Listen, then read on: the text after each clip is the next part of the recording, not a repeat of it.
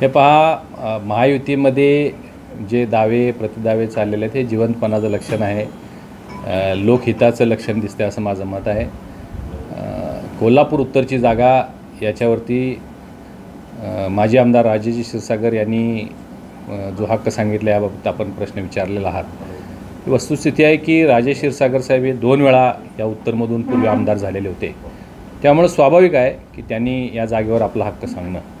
परंतु आपल्या सगळ्यांनाच हे ज्ञात आहे की पोटनिवडणुकीमध्ये ही जागा भारतीय जनता पार्टीनं आम्ही ही निवडणूक लढवलेली होती आणि खूप चांगली मतं आम्ही त्या निवडणुकीमध्ये जवळजवळ 80,000 मतं घेतलेले आहेत। त्यामुळं येणाऱ्या विधानसभेमध्ये ही जागा भाजपकडेच असली पाहिजे ही भूमिका आमची आहे। काय म्हटलं?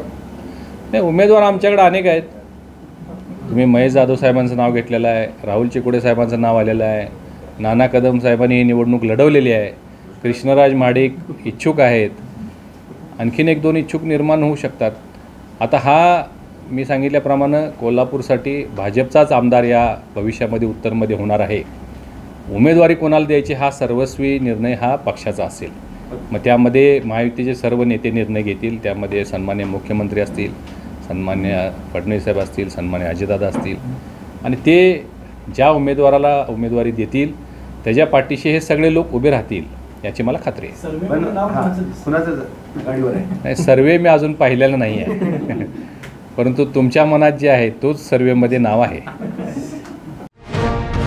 अशाच ताज्या अपडेटसाठी महासत्ता न्यूजला सबस्क्राइब करा।